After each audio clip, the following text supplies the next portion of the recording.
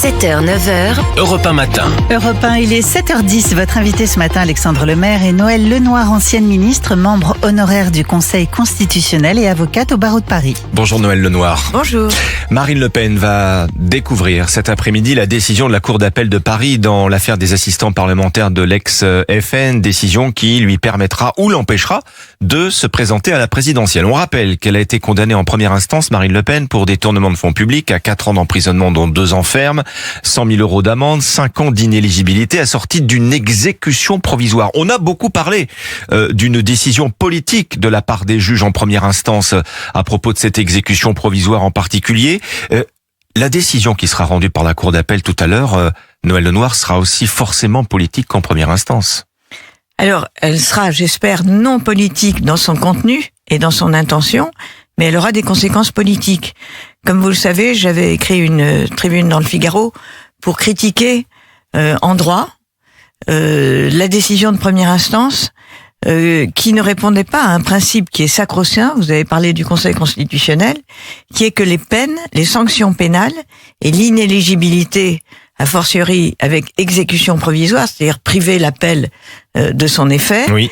Eh bien, c'est une peine extrêmement grave, qui est d'autant plus grave et aggravée que nous sommes à la veille d'élections présidentielles, et d'autant plus grave que Madame Le Pen aurait ou a de fortes chances d'être élue. Elle est en tête dans tous les sondages. Elle est en tête dans tous les sondages. Donc c'est une décision extrêmement importante. Et j'avais considéré que ça ne remplissait pas la condition sine qua non de la Déclaration des droits de l'homme et du citoyen de 1789. Les peines doivent être évidemment et strictement nécessaires. Pourquoi ? Il faut rappeler quand même que Madame Le Pen, comme Monsieur Bayrou, comme il a été blanchi, sans doute Jean-Luc Mélenchon, et comme bien d'autres au Parlement européen, c'est sans doute pas bien, mais c'est pas un crime contre l'humanité, avait utilisé sur les crédits de collaborateurs parlementaires, pour les aider à légiférer ou à exercer leur mission de contrôle, des permanents de parti. Et des permanents de parti qui ont quand même une utilité politique pour un député européen.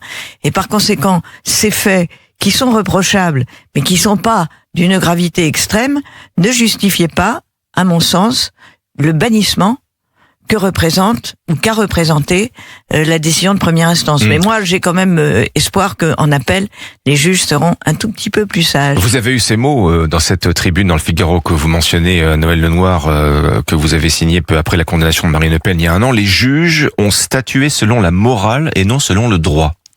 Oui, parce que si on retrouve, si on se réfère à la motivation, il est reproché, par exemple, à Madame Le Pen d'appartenir à un parti qui n'est pas pro-européen. Alors, on se demande pourquoi elle est membre du Parlement européen. Ça n'a absolument rien à voir.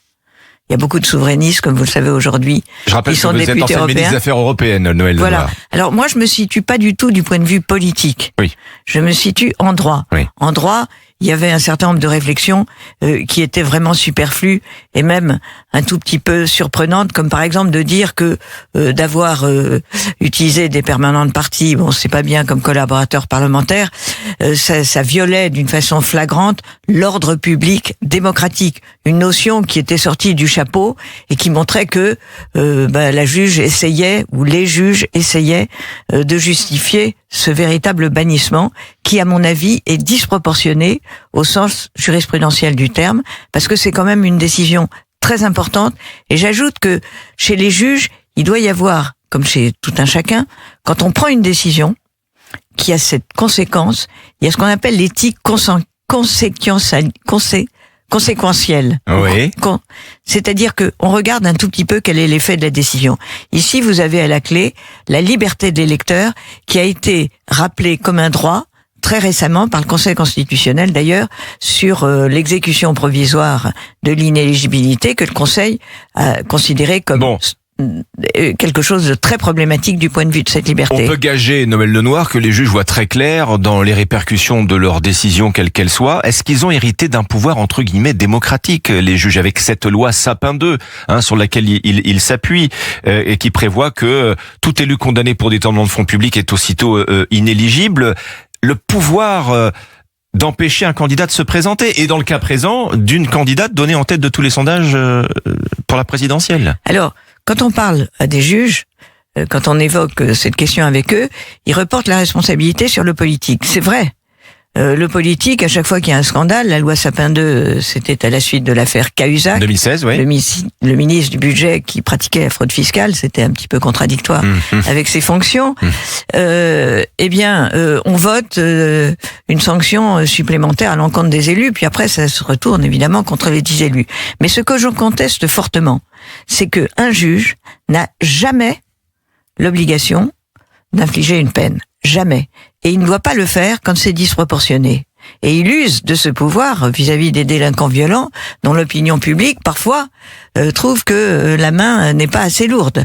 Et par conséquent, un juge a toute liberté, même en matière d'inéligibilité, même en matière d'exécution provisoire, de ne pas prononcer ces sanctions. Et j'ajoute que, ce qui m'avait quand même assez choqué, c'est que on ne peut être condamné qu'en fonction des lois applicables au moment des faits qui vous sont reprochés. Et là, la juge s'était référée à la loi Sapin 2 qui durcit la peine d'inéligibilité avec exécution provisoire, alors que c'était pas applicable.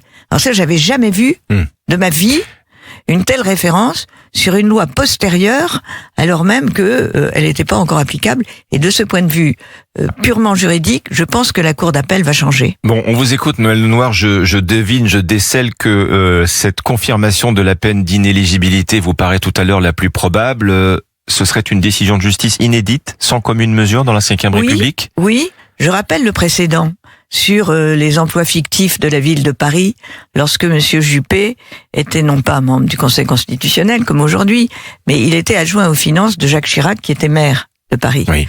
On lui avait reproché d'avoir couvert ces emplois fictifs, supposés ou réels, et il avait écopé, si je puis dire, de 10 ans d'inéligibilité en première instance.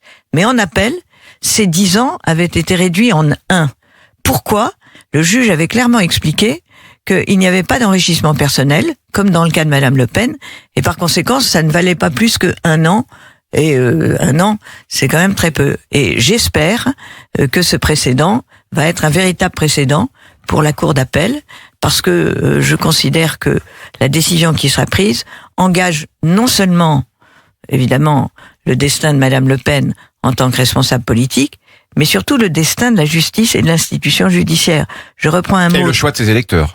Et le choix de ses électeurs. Et je reprends un mot du premier président de la Cour de cassation, qui est un excellent magistrat, et qui appelle régulièrement dans ses discours lors des audiences solennelles des cours, et notamment de la Cour de cassation, les juges à la prudence. La prudence, ça veut dire attention, ne mettez pas le pied dans le domaine strictement politique, et faites vraiment attention à l'image qui est donnée de la justice comme institution impartiale, c'est-à-dire neutre, dans l'opinion publique. Eh bien, nous découvrirons la décision des juges à partir de 13h30 tout à l'heure, les juges de la Cour d'appel de Paris qui trancheront sur l'avenir et l'avenir politique en particulier de Marine Le Pen. Noël Lenoir, ancienne ministre, membre honoré du Conseil constitutionnel, avocate, merci d'avoir été avec nous Merci beaucoup. Ce matin sur Europe 1.